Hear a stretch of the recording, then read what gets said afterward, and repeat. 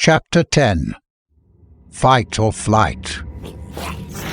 The nightmare began as hundreds of goblins emerged from their audience seats, their screeches reverberating off the walls of the cavern like a demonic symphony.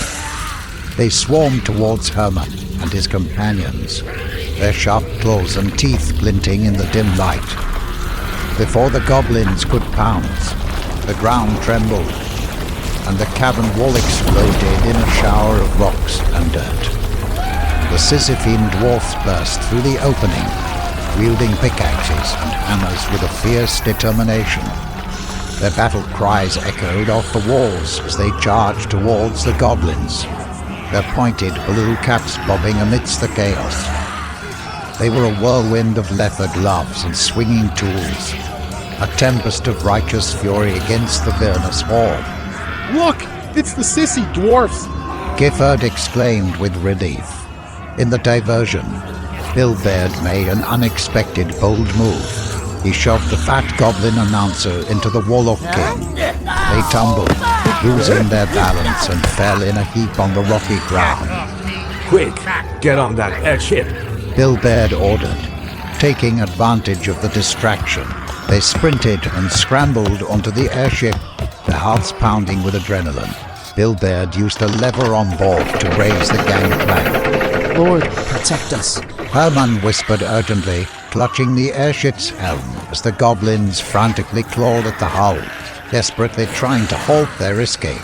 Gifford and Lefwen worked various controls and valves, remembering Jabby's instructions. Suddenly, the steam-powered engine roared to life, its metallic heartbeat echoing throughout the cavern. They felt the airship lift off the ground. Goblin claws scraped against the vessel, but none could hold on as it ascended higher and higher. It works! My airship works! Javi exclaimed, jumping up and down at the sight of the majestic vessel. Quiet, insolent fool! Casimir rebuked, backhanding the goblin. Everyone, hang tight. Herman shouted, steering the airship with a determined grip as they soared through the cavern's exit. Wind tugged at his chestnut hair as he steered their course, his slender frame tense. Keep her steady, called Bilbeard, his deep voice edged with urgency. The enigmatic puppet vendor worked alongside Lefwen, pulling levers and cranking gears as they coaxed more speed from the airship's engine. We can't afford to lose ground now. I thought we wanted to lose ground. Gifford argued. Either way, let's get out of here. Herman stammered softly, his heart pounding in time with the metallic heartbeat that thrummed beneath his fingertips. He could feel the power of the airship pulsing with energy. Gifford's plump fingers gripped the railing as he peered at the cavern floor far below. The sight of the warlock caused him to shudder in fear. Casimir's long grey hair whipped around him as his hands danced through the air. His movement was calculated and deliberate. He was conjuring ethereal wisps of dark energy that swirled around him like malevolent spirits. Suddenly, he began to float upward. Casimir is coming! Gifford shouted. He's flying! What? Herman's grip tightened on the wheel. Lefwen, Bilbeard, we need more speed. The airship groaned, shuddering as its engine strained against the demand for more power. Herman could feel the vibrations deep within the ship's hull as the trio and Bilbeard worked together. They escaped the caverns, but Casimir's pursuit was relentless. Come on! Herman urged, his thoughts a whirlwind of worry and determination. The airship responded, surging forward. Still, Casimir drew closer, an ominous shadow in the sky, his dark magic a menacing force that threatened to consume them all. Look!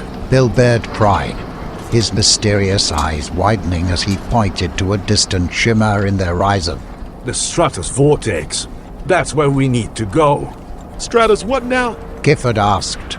All eyes followed the direction of Bilbeard's outstretched hand, where the cloud swirled into a celestial spiral. It hung in the sky, an ethereal maelstrom of vapor and shadow, marking their passage back to Windstorm Island. It's our only hope. Bill Baird said. Trust me. The portal seemed like a tiny beacon of hope amidst the vast sky. But where would it take them? With Casimir in pursuit, there was no time for doubt or debate. Northwest. Herman said, adjusting the wheel. As the airship veered towards the Stratus vortex, Gifford glanced down at the landscape below. A vast swamp stretched out beneath them, murky waters reflecting the last rays of twilight like a tarnished mirror. Twisted trees with gnarled branches rose just above the eerie mist of the stagnant mire. What a dreadful place. Gifford muttered, his nose wrinkling in disgust. As he peered closer, he caught sight of something moving in the shadows. Hulking figures lumbered through the swamp, their muscular bodies coated in mud and grime, making them almost indistinguishable from the surrounding filth. Guys, Gifford whispered, tugging at his brother's sleeve. what are those things down there? Swamp orcs. Bill Baird said, his voice laced with concern. They're savage creatures, unpredictable and dangerous. Great, as if we didn't have enough to worry about. Herman muttered under his breath, his fingers tightening around the wheel. This is getting exciting. Lefwen chimed, her eyes darting between the orcs below and the ever-closing Casimir behind them. Orcs roared, their guttural cries echoing through the swamp. They hurled a barrage of rocks and branches from their meaty hands, pummeling the airships hull with thuds and clanks. It shuddered, sustaining minor damage from the onslaught, the metallic heartbeat beneath Herman's fingers growing frantic. The clattering attack was relentless against the vessel's side like a hailstorm on a tin roof. We need to get higher. Bill Baird shouted over the chaos. The wolf venting to the balloon take power from the propellers. Gifford argued. The airship groaned as the orcs' makeshift projectiles continued to pelt its exterior. Right, Gifford, get that steam to the balloon. Herman commanded, his heart hammering in his chest. He knew they couldn't afford to slow down, but if they didn't redirect, they would be destroyed. As Gifford obeyed his brother's order, the airship ascended, leaving the swamp orcs and their projectiles behind. The wind gusted around them, tugging at their clothes. Casimir, clad in his tattered black cloak, drew nearer. The air around him crackled with raw power. Fiery tendrils of magic swirled about him as he dodged boulders and debris. His eyes locked on the airship, never wavering for an instant. We're past the orcs. Now, put all power into the propellers. Herman shouted, his fingers gripping the airship's helm, as his wide eyes watched the warlock like a spilled ink blot drawing nearer. Focus on getting us to that Stratus vortex. Bill Baird said, his voice calm, despite the urgency of the situation. As if sensing their resolve, Casimir pushed himself harder, his shadowy form cutting through the air. With a final burst of speed, he reached the airship, landing on the deck with a resounding thud. His eyes locked on the trio and Bill Baird. Prepare yourselves. Bill Baird shouted as he drew his knife from his boot. A memory danced in Casimir's eyes for a fleeting moment, his gaze lingering on Bill Baird.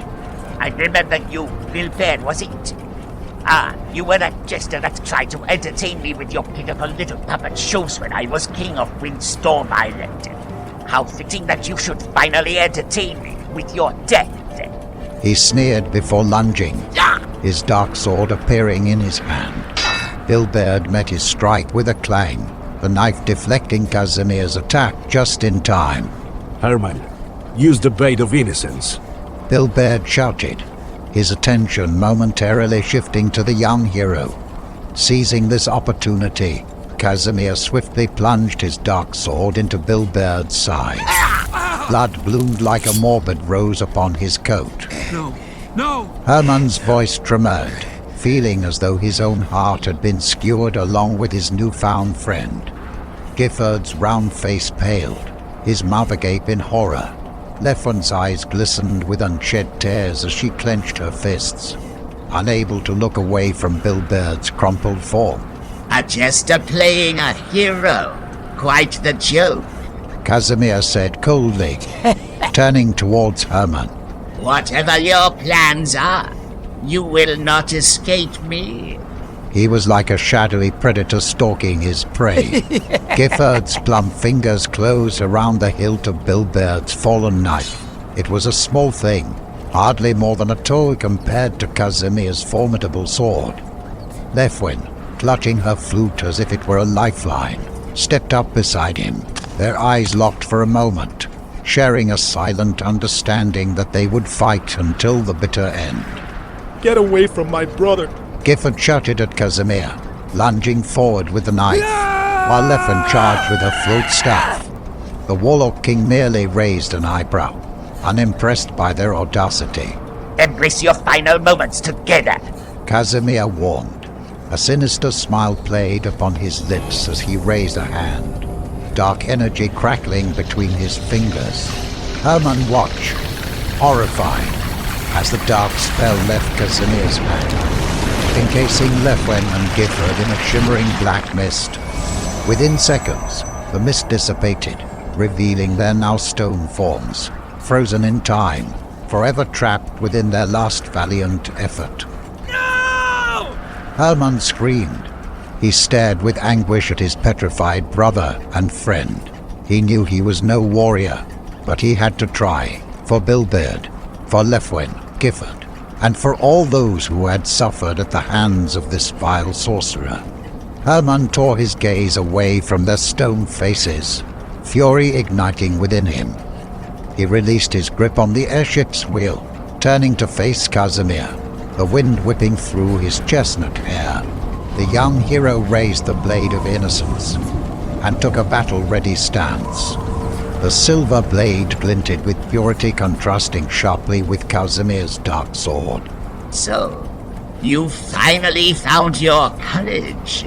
Casimir mocked. It's a shame it won't see you. He lunged with unnatural speed. Instinctively, Herman blocked, and the two blades clashed with sparks flying. Herman struggled to parry Casimir's relentless onslaught, his lack of skill evident in every awkward move. Despite his inexperience, he fought with tenacity, fueled by a desire to protect those he loved. Herman charged, swinging the blade of innocence with all his might, but he was no seasoned warrior. His clumsy attacks were easy for Casimir to deflect with a mere flick of his wrist. How could he hope to defeat such a powerful enemy? Pathetic. Casimir sneered, disdainfully batting away Herman's desperate strikes as though swatting at a bothersome fly. Did you honestly believe you could stop me? Though doubt threatened to overwhelm him, Herman would not back down. Your arrogance will be your downfall. Herman cried out. With every fiber of his being, he prayed that some miracle would tip the scales in their favor. Something, anything, to save them from this dire fate. In the chaotic flurry of battle, Herman's storm-grey eyes widened as a small, radiant figure emerged from the shadows. Glitterfleck darted towards Casimir with a determination that countered her diminutive size. Casimir! She yelled, her voice thin and melodic yet fierce. A battle hymn carried on the wind. Your tyranny ends here! The Warlock King turned his piercing gaze upon the tiny fairy, his face contorting with frustration and anger. He was a tempest of dark fury. How dare you interfere, you insipid little insect! Ooh, someone's grumpy. Did I steal the spotlight from your brooding, villainous monologue? Glitterfleck teased defiantly, her wings beating furiously as she flitted round Casimir's head, showering him with a dazzling display of sparkling light. Mark my words. He seethed, his gaze flicking between Herman and Glitterfleck. You will both pay dearly for this insolence. Casimir swung his dark sword wildly, attempting to swat Glitterfleck out of the air, but her nimble agility kept her beyond his grasp. Herman! The fairy called. Find an opening and strike!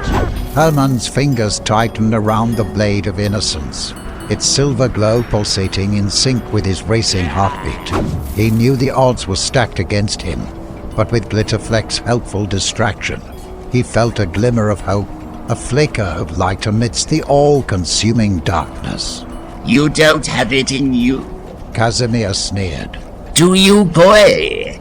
I don't want to kill you. The light will always penetrate the darkness. Herman shouted, his voice no longer soft and stammering but filled with steely resolve. Not if that light is snuffed out. With a final, enraged swipe, the flat of Casimir's dark sword found its mark. Glitterfleck spiraled like a shooting star plummeting to its demise. She collided downward with the wooden deck of the airship, her once vibrant glow fading to a mere flicker before disappearing altogether. Glitterfleck! Herman cried out in horror as he took in the scene before him.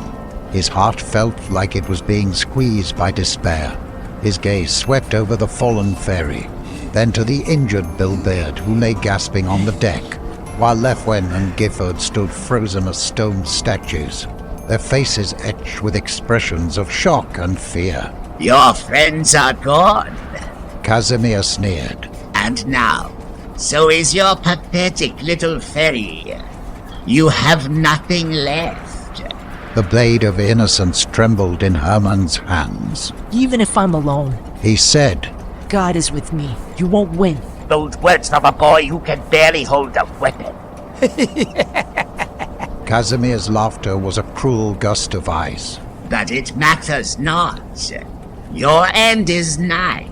As if on cue, the airship shuddered violently beneath them, the sound of splintering wood and groaning metal filling the air. The vessel began to plummet towards the earth below. In the approaching distance, the dark castle of Casimir loomed in mockery. This flying contraption is failing, just like you. Casimir taunted.